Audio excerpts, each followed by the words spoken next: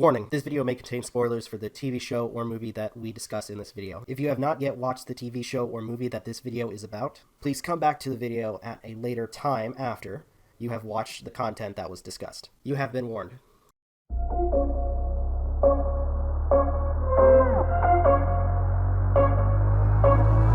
Rising with each beat of the music is ringing. We're flames in the fire that keeps burning. We're inviting the night in.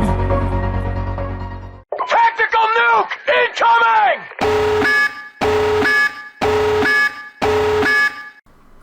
How's it going, everybody? This is Novakast back with another video, and with this one, we'll be talking about Castlevania. I'm so excited to talk more about this show. Been waiting for it. So far, we followed through seasons 1, 2, and 3, so we get to watch some more of this craziness in episode 4. And I gotta say, I am really looking forward to talking about this show, as well as reviewing more of it.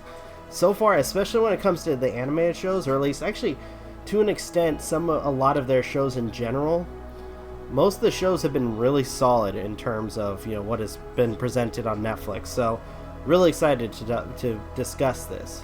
So I guess if anything, we could start off by talking about what we've gone through thus far, as well as going forward and talking about, for at least for this video, episodes 1 and 2. So basically for season 1, it was basically the start of everything where Dracula is getting revenge on his wife, and our heroes near the very end unite, where that being Trevor, Sypha, and Alucard. After that, we also have, at least going to season 2, we have the war between Dracula and humans, and Trevor, Sypha, and Alucard trying to defeat him, and in the end of the season, basically killing him. Season 3, the pieces kind of like, or at least the pieces on the board are kind of separated to an extent, where we had Camilla, one of the generals, back in her homeland, trying to use one of the Monster Forge individuals, Hector, to create a new army for her. We have Trevor and Sypha at a town in the middle of the forest, or in the middle of this forest that has a group of people that are trying to revive Dracula or bring him back. And we have Alucard, who is at the castle by himself, at least temporarily, till he is met by 2 traveling warriors who train under him, and then inevitably end up betraying him, and he ends up having to kill those 2. And we have the individual who was following closely under Dracula, who I think it was Isaac. I think it was Isaac, who basically is going around trying to build his own army and lead them to get revenge against our heroes, as well as the entire world. So yeah, there's a lot to go on in this, and I gotta say, I'm looking forward to talk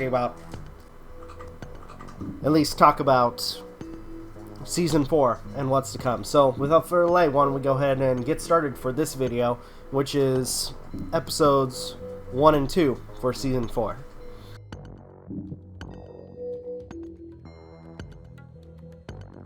Okay, so episode 1 of season 4 kind of leads off where the last season left off, or at least when it came down to following Trevor and Sypha, where to an extent we see like what happened during the aftermath of season 3, where Trevor and Sypha had to stop the plot of a group of demons or monsters trying to bring back Dracula, and to an extent they succeed in stopping the resurrection of Dracula. However, it comes at a heavy price, as well as discovering dark secrets that were uncovered during the aftermath of this battle. So for the first part of the episode, it actually shows like a 6-week period of what happened or what they've been doing. And apparently Trevor's been a bad influence on Sypha because she starts cursing. I guess out of frustration with everything that's been going on. But it turns out that wherever they go, there's been somebody, or at least a group of people, who have been trying desperately to bring back Dracula. So it's only a matter of figuring out who's doing it. So their journey, and unfortunately their journey ends up taking them to where everything began, or at least, you know, the story that we follow for Castlevania began, where it was at the first city, Treveste. Hopefully I said that name correctly. I can't remember. It's a complicated name. If I remember it, or at least if it's said again in the next video, I'll discuss it. But so they go there and kind of contemplate on everything that's been going on, especially with, you know, their travels as of late, considering, you know, when they arrive at the town, they were kind of last minute to trying to save a group of people from vampires who have, I guess, taken residence to or at least the husk of a city. One of them being Varney, who, I might be wrong. I think he's voiced by was it Micah McDowell? I might be wrong, but I gotta remember the actor's name. But he really like sets himself up where he's like, I'm this, like, you know, hotshot British vampire who came here to gift this husk of a city to Dracula and all this other bullshit.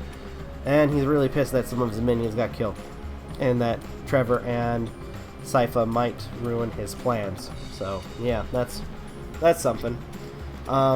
We also get a segment of, or at least after this situation with Trevor and Sypha, we also have an interaction, or at least get to see what's going on with Alucard. And unfortunately, I think he says it best. He's turning into Trevor. Especially with everything that's been going on with him. Or actually, if anything, like, what happened to him. And I feel so sorry for him, especially after what happened with Season 3. I mean, no joke. He's been alone for so long, and then all of a sudden, he has, like, 2 people show up who are friendly, who's, like, the first faces he's seen in quite a long time, and they betray him. I think that it just hurt, especially for that character. But going further, as he's going about his daily, I guess his morning business. I'm using business because he basically urinates onto a corpse that he's placed in front of the front gate of the castle. A horse shows up with a dead body in tow, with a note requesting Alucard's aid.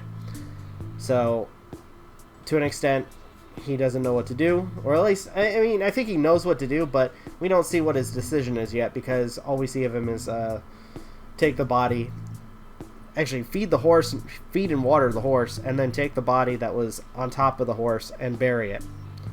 Not put it on a spike like he's done with a variety of other corpses. So, all in all, so I'm curious as to what's going to happen with this particular episode, or at least as we continue the story.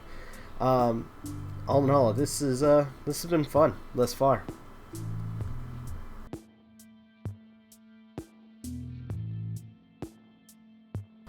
Okay, continuing our little video, let's talk about episode 2, and we get a little bit of what's going on with Hector. And I'm gonna say I mean his position, or his deposition, when it comes down to how he's treated, is a little bit better than how it was. Though I guess to an extent, considering now he's a particular slave to one of the sisters under Camilla. I mean, I doubt they could do much to him. I mean, besides if he betrays them, then he dies or feels extreme pain. But other than that, yeah. So, yeah. We see him going around the castle, I guess going through a library, talking to Varney, who was in the previous episode. I guess setting something up. I mean, we don't know exactly what's going on, but all in all, it definitely sounds like there was something going on.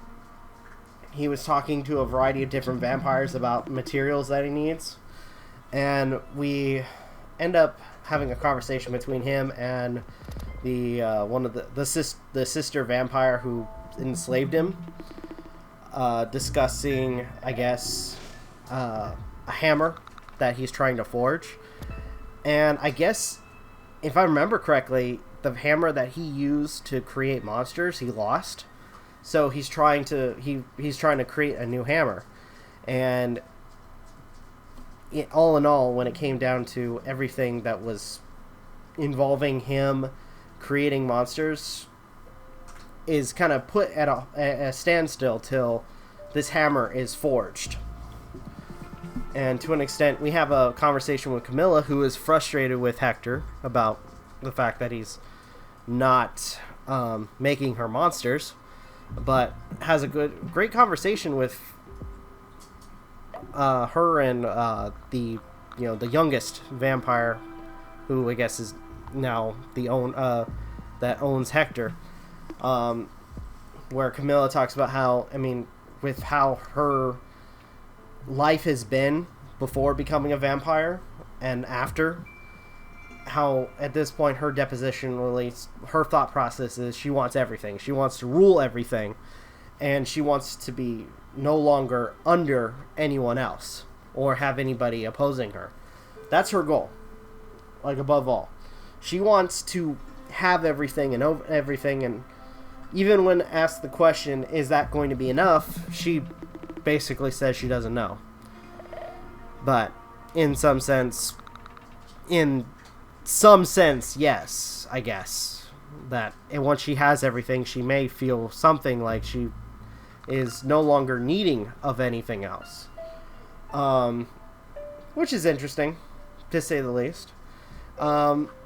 Afterwards, we then have more interactions, or at least another really cool fight scene with Sypha and Trevor, who try to find a place to sleep, and inevitably is ambushed, or at least we thought it was an ambush for them, by Varney and another vampire who's under him,